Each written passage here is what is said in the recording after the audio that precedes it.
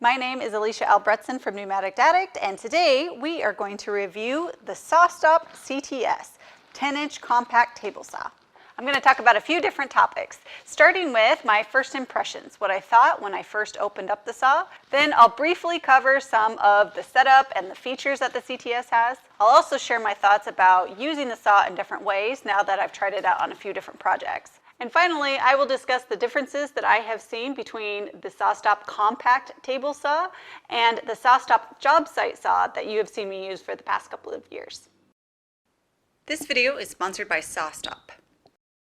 Things I noticed when I first took the CTS out of the box. First thing is obviously its compact size. It's a little over 23 inches wide and about 27 inches deep, but that includes this handle for the fence out front. I also noticed that it is ready to go right out of the box. It comes with a 24-tooth rip blade already installed, as well as the smaller of the two riving knives. It also has a zero clearance blade cover plate on top. If you needed to, hypothetically, just pull it out of the box and start cutting something, after reading the manual, of course, you could. If you've ever used other brands of table saws, you will notice that the SawStop CTS has just a lot more going on than your basic table saw that you can purchase at a big box store. There's a few more accessories, you have a few more options, and of course, there's a few things that have to do with the skin detection safety system that only SawStops have. I'll talk more about all of that in just a little bit. As soon as you open the package and before you start setup, the very first thing you want to do is to read the instruction manual carefully. As I mentioned before, the CTS is a little bit different than some other types of compact table saws. So the instruction manual is really helpful not only for knowing where everything is located, but knowing how to initially use the saw. So I got the optional stand that you can use with the CTS.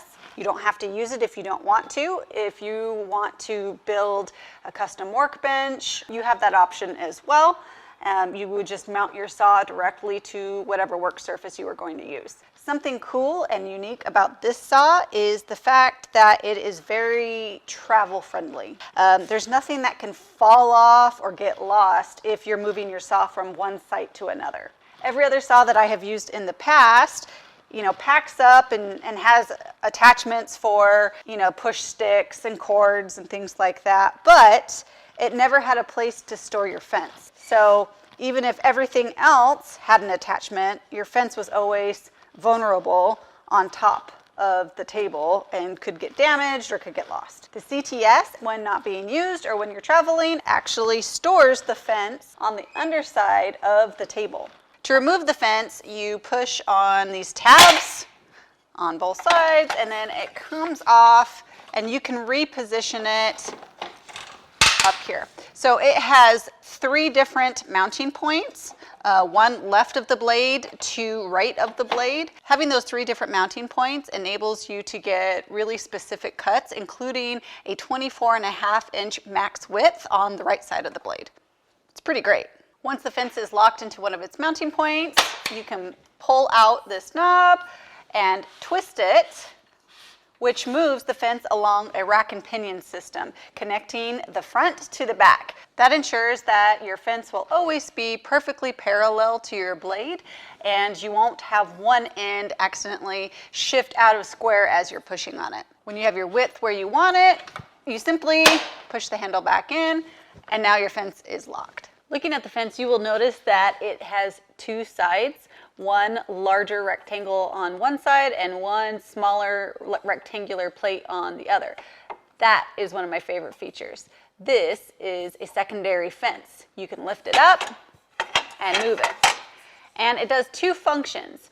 When you have your fence extended out beyond the table, it works as a rest for your material. So basically it will support the end of your material even if it's several inches away from the table. When the secondary or low fence, as they call it, is adjusted up, the whole fence system can be moved in on top of the table closer to the blade, and it functions as just a lower fence.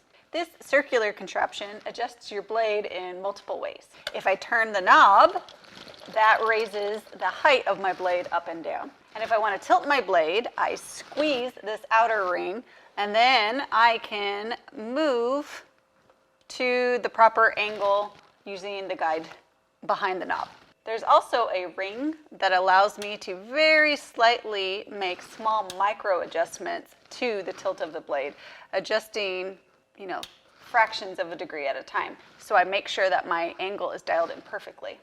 If you've never used a SawStop saw before, then these controls might be a little new to you. Instead of just flipping a switch like you might on another saw, there's actually a two-step process. Once your saw is plugged in and you are ready to go, the first thing you do is you flip the power switch to give power to the saw. And then you'll notice these lights, these indicator lights blinking down here.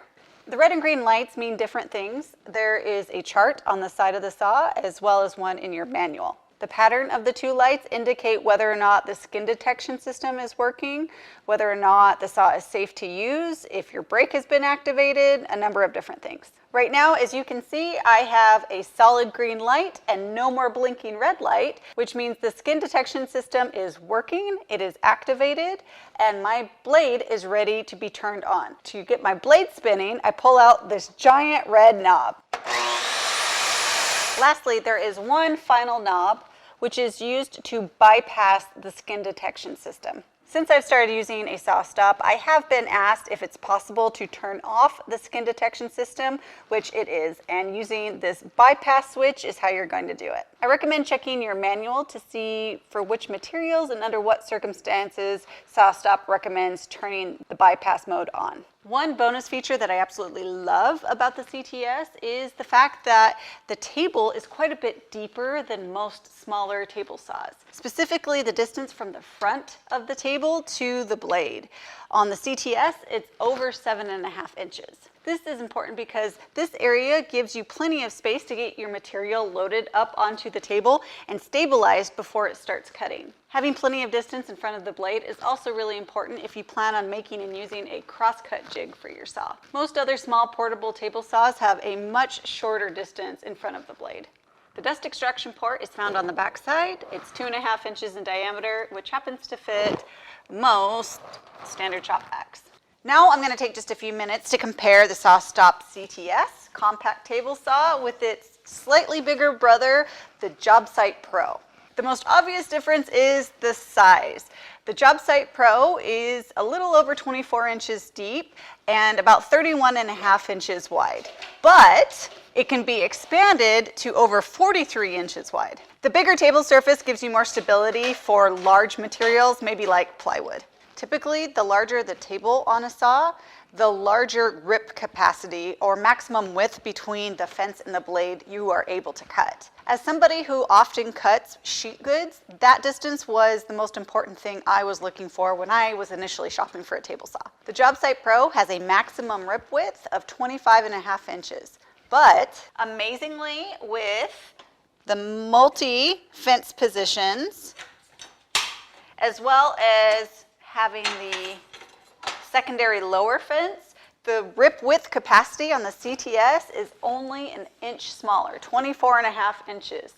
That means you can cut a full 4x8 sheet of plywood in half. I was not expecting such a small saw to have such a large rip capacity. That's way more than most of its competitors.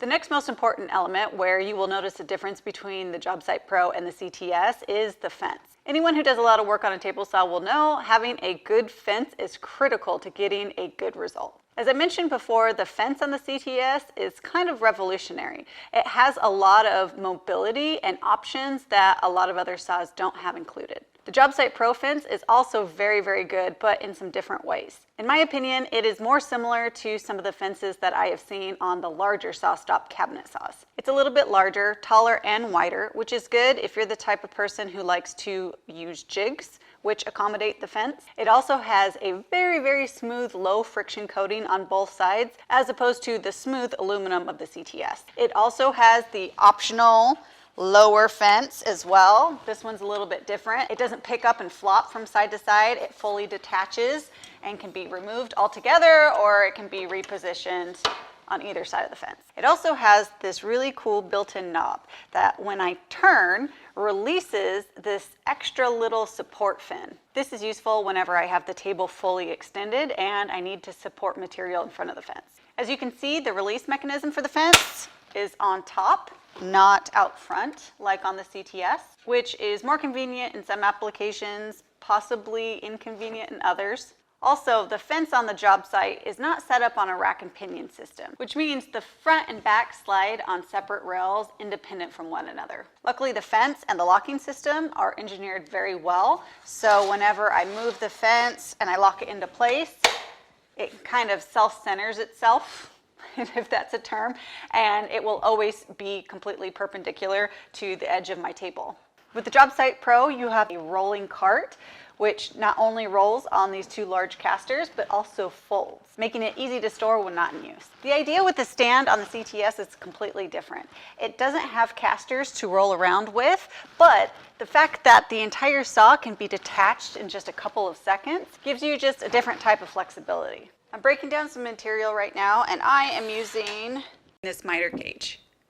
I particularly like the one that comes with the CTS because it comes with a T-track which fits into the slots on the table. I find these gauges to be a lot more accurate when they do have that T shape. I think they fit into the track a lot better. The material I'm cutting is over 18 inches long, so it extends beyond the table.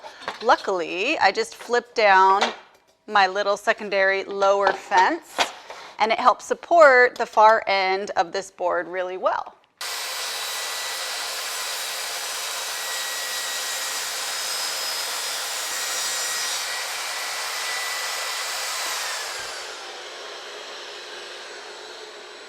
All right. Time to get real. If you look at my past work, you will notice that I very rarely will spend an entire video talking about the features and benefits of one product. There's a lot of people in the tool review game and they do a great job. However, when SawStop announced the compact table saw, I had been talking with them and I actually offered to do a full product review because I knew it would be such a good fit for the majority of my viewers. I know all sorts of people like to watch my videos, and thank you very much for that, but I also know that the majority of you out there are DIYers who are just working on projects over the weekend. Accuracy and reliability are very important to you, but so is safety. In my honest opinion, the CTS is a really impressive compact table saw. As I said before, functionally, it has a lot more features and options that I find useful as a woodworker and DIYer than any other saw in the category. And when it comes down to protecting your safety and the safety of others in your home or shop,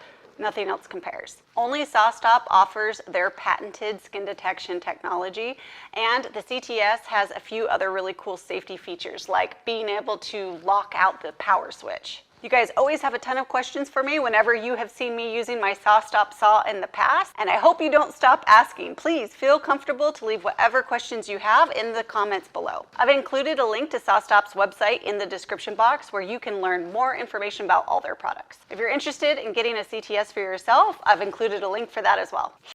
Huge shout out and thanks to SawStop, and as always, thanks for watching, guys.